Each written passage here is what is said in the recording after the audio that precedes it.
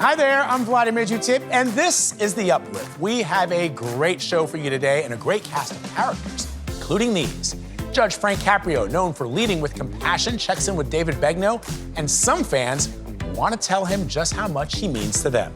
The teen who missed his first day of his senior year because he was on a walk. There's a powerful reason behind his trek. And Dwyane Wade, what is the former NBA superstar up to now? A few new ventures inspired by his daughters, and a dream to get into a business you might not expect. All that and much more good news coming up. You're watching The Uplift.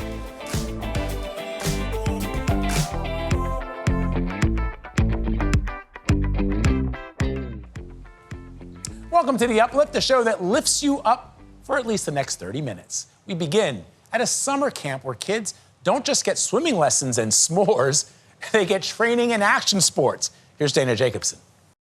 In the central Pennsylvania town of Woodward, about 30 miles east of State College, kids can get the traditional summer camp experience, like a slip and slide and s'mores. But that's not all. The draw at Camp Woodward, 9 action sports, including BMX, scooter, and skateboard.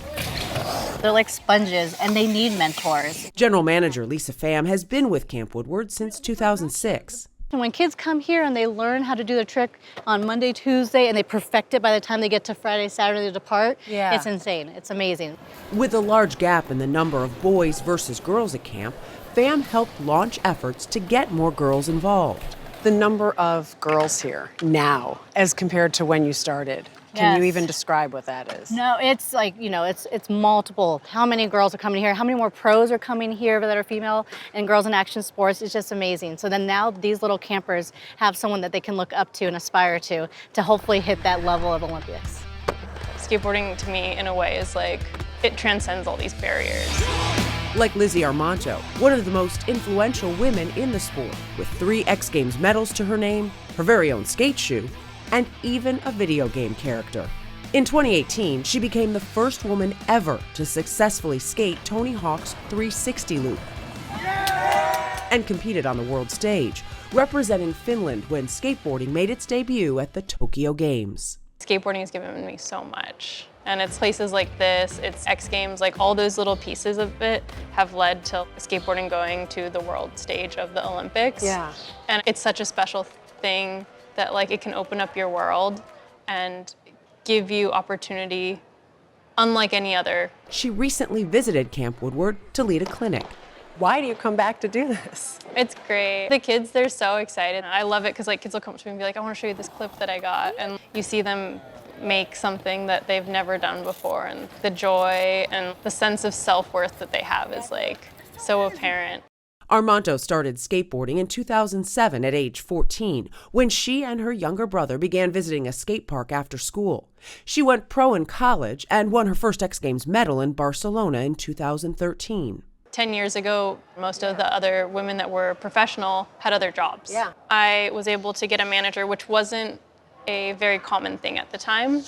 And he was able to help solidify the relationships with the sponsors that I had, where I was getting product, but there was no pay. Once we solidified those relationships, I think there was more opportunity, not just for me, but also for other women. The sport was originally known as sidewalk surfing, with the first commercial skateboards coming out in the late 50s. By the mid-70s, skateboarding was a culture, growing with each following decade. When you were younger, did you notice that you were one of only a few girls? Or You were definitely like, you could feel at the skate park you were the only girl. But it didn't bother you? No, because I wanted to skate and like it looked cool, it felt cool. I think when you're just so in your head and you have your idea set out, just because you like look different, that wasn't gonna stop me. Now a competitive sport with a $3.2 billion global market, more girls are finding skateboarding. But even Armanto admits it's taken time. I think skateboarding gets a bad rap of being like dangerous and stuff, but women are tough.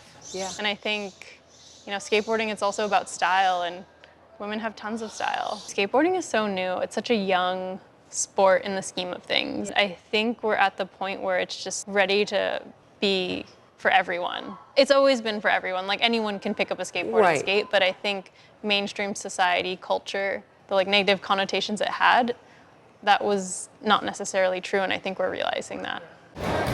Take one look at some of the kids at Camp Woodward. There's no doubt. Like Coco Waldo, who followed an older sister into skateboarding at age 5. Now 9, Coco looks like a veteran dropping into the 18-foot quarter ramp known as the Mini Mega. I want to be like a pro vert skater. Yeah. The Olympics maybe in the future? And I like skating street too. 13-year-olds Chloe Harold and Bennett Godley got boards during lockdown. A pastime quickly transformed into a passion. Tell me who you look up to. Lizzie. Yeah, Lizzie. So they couldn't miss out on the opportunity to skate with a hero. It's just seeing them, another girl do it. It's just like inspiring because I know that I can do it because I always see the like boy pro skaters, and then seeing like a girl in person, it's like I could do that. Does it matter whether it's a guy or a girl? Not to me. They're all pros. They're all cool. Yeah. It's awesome to get to talk to them and like see that, you know, obviously they're like, they started somewhere too. And while the campers are inspired by the pros, for the girls especially, they're finding inspiration from each other too. I just think it's like cool that there's more girls trying to do it. Yeah. And being here this week, what's that like to have so many girls skating with you? It's good. I like it. It's like different. Yeah. I like it because there's not many girls at the skate park, and on our instruction it's like all girls. Yeah. So it's like really cool to skate with a bunch of girls other than like a bunch of older teenage boys. Yeah. And whether it's the girls or boys at Camp Woodward, for Lizzie Armanto, ushering in the next generation of skateboarders is galvanizing. Some of these kids, they just are going for it, and they just like make it happen, and you're like, wow, that was incredible, and it's like so invigorating, and that's why I love skating. Yeah. Because there's these moments where there's no way, and then it's possible, and you see it in these kids, and it opens up their whole world, because, you know, if they can do something that like was impossible yesterday, you apply that to any other part of your life, and like you can do incredible things.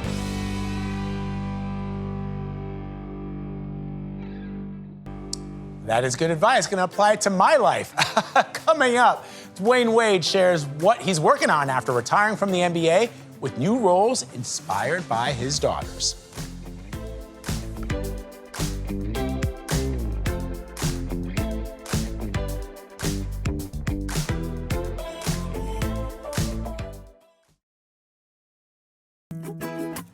A teenager in Texas recently skipped his first day of school for a very simple reason. He was walking to Washington, D.C. KLBK's Juliana Washburn spoke with him, and he explained the reason for his trek. So this is day 1 of my journey to Washington, D.C. A month later, can you show me where you are?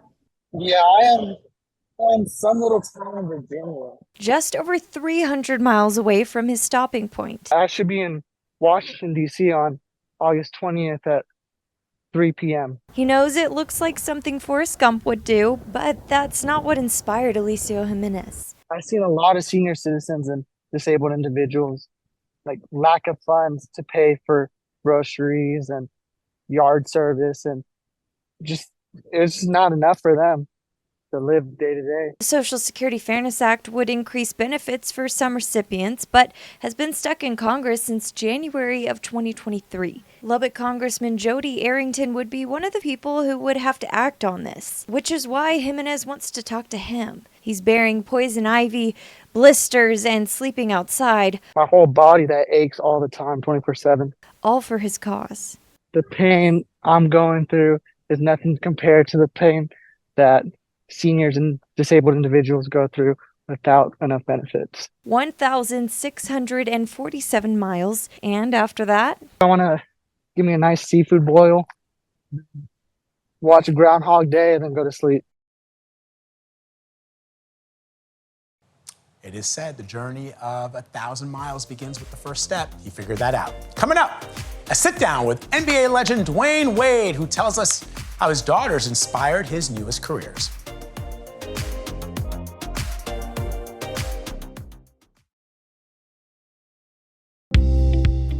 Dwyane Wade spent 16 seasons in the NBA. Now he's playing a role in the WNBA in a new venture inspired by his 5-year-old daughter. That's not all he's doing in retirement.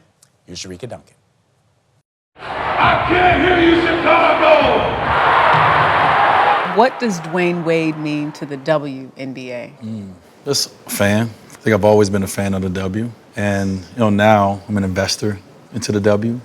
But I'm just a believer in it. Wade says that when it came to investing in the Chicago Sky, his 5-year-old daughter, Kavia, was the biggest influence. The big part of that is, my son Zaire grew up and he had a dream of being in the NBA. He had a dream of being like his favorite players. You understand the importance of role models.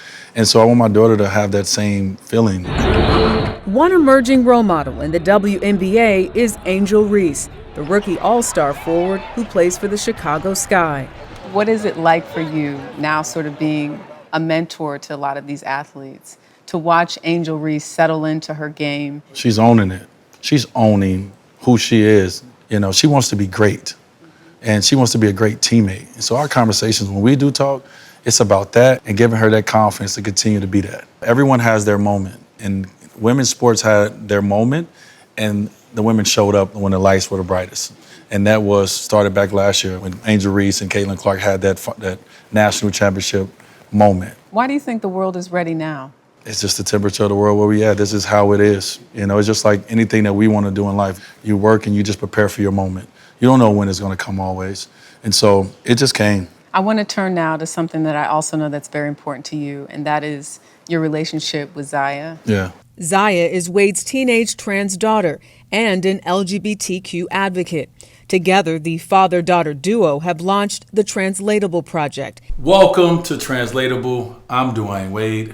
And I'm Zaya Wade. And it's an online resource for the young LGBTQ community and their families. You say that Zaya has been probably the best educator and biggest inspiration to you. Yeah, 1,000%. Zaya, sitting down with her trying to understand what it is she wants out of her life, right? She's not just a transgender girl, but she wants to make real impact. And, when I sat down with Zaya and said, okay, what does that look like for you? She wanted what she didn't have. And that's, obviously resources is what we all need. And so we reached out to the Human Rights Campaign to them and said, hey, help us find our voice, help us make impact. Making an impact has always been a part of Wade's game on and off the court. And with each new project, family is always at his fingertips, sometimes literally.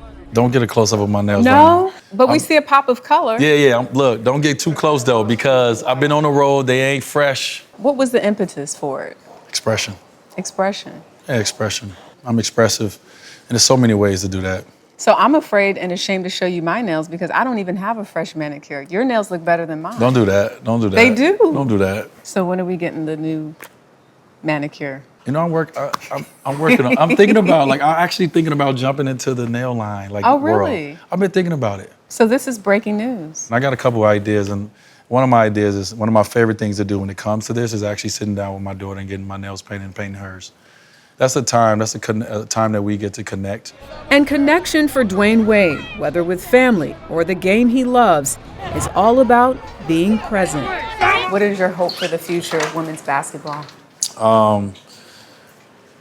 That the women's basketball is like men's basketball. I want to see $200 million contracts the same way we see them right now. I want the game to grow, and I want young girls to grow up and know that this league is a league that can do the same thing for them like it did for our family. It can change your life. For CBS Mornings, I'm Eureka Duncan in New York. Coming up, he's been called America's favorite judge, and one fan even called him a walking saint. Frank Caprio made a name for himself by leading with empathy, and now others are showing him compassion.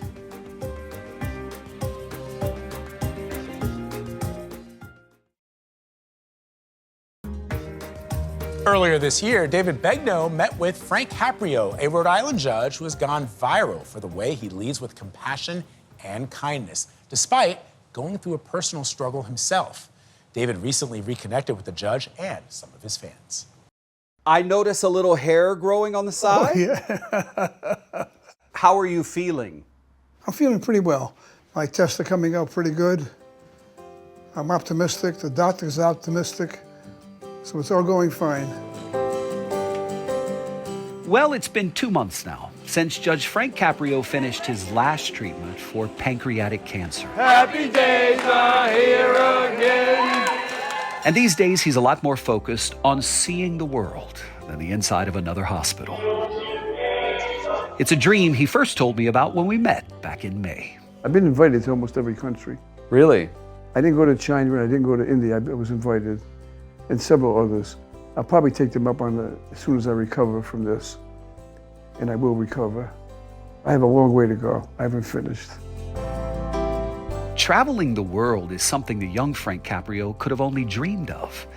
He grew up poor, the child of Italian immigrants in Providence, Rhode Island, just blocks from the courtroom that is now named after him. After you, Your Honor. After nearly 40 years of walking through these doors in this courtroom, he retired back in 2023. He can still remember his first day up on that bench. My first day, this woman comes in, and she is obstinate, and she's rude. She kept saying, I'm just not paying this. I can't pay it. I don't have the money. I'm sorry. I got 3 kids. I held my temper. My dad's in the courtroom. And I tried everything, so I charged her the full amount. Court's over, I go in chambers. I said, Dad, how did I do? He said, how'd you do? That woman. I said, Dad, she was so disrespectful. He said, Frank, you gotta put yourself in their shoes. How would you like it if you were in her shoes? He says, you can't do that. He said, maybe she can't feed the kids tonight now. My first day in court, he taught me a lesson.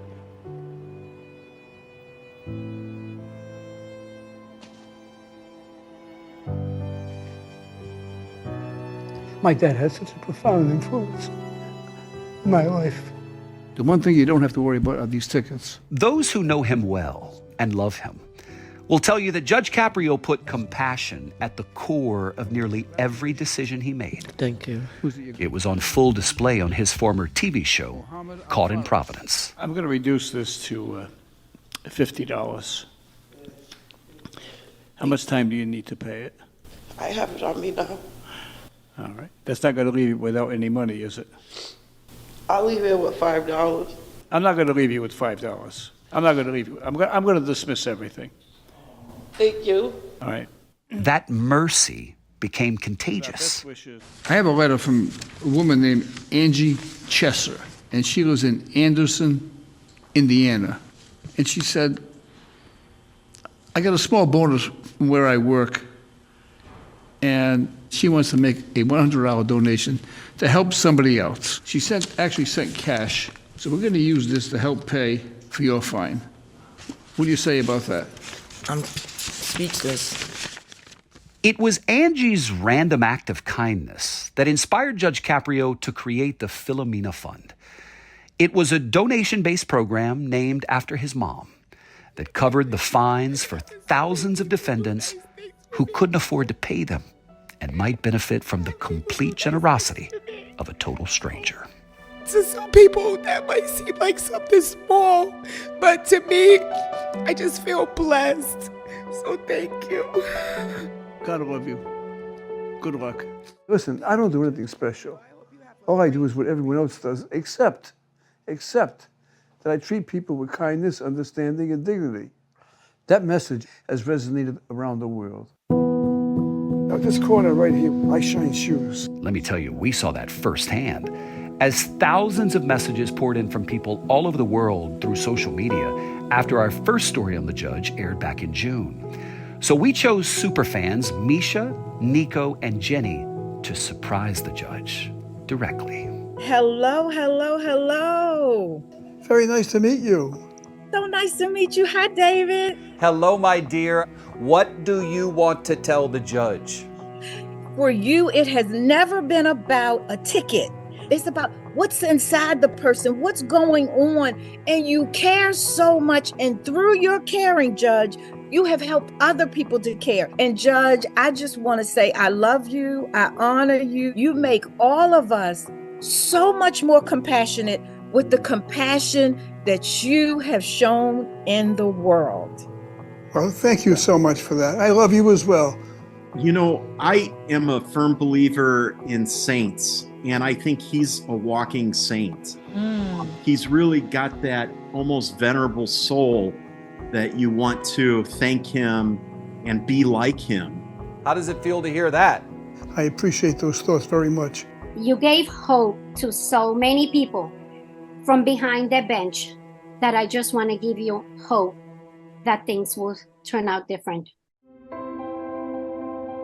Judge Caprio's life-threatening diagnosis has made him ever reflective of the life he was blessed with. And it's only cemented his will to live loudly. It is the first time that I am having a lobster roll in this restaurant in 45 years. My inspiration was that I saw Dave order a lobster roll. I got it hot, he's getting his cold. So, all right, you ready, Judge? Let's take our hopes and dreams evolve as we age. What are your hopes and dreams now? Well, at my age, the important thing in life is family. I'm very fortunate. I have 7 grandchildren, they're all doing well. Been married to my wife for 61 years. We're together all the time. My family is all around me, so I'm very grounded. Yet your talents, thanks to technology, have taken you around the world. That's true. Thank you. Thank you. It's been such a pleasure. It's been my pleasure, thanks. Boy, oh boy, if you have to stand tall before the judge, I hope it's Judge Caprio. That is our show. I hope this news brightened your day and lifted you up. See you in the next one.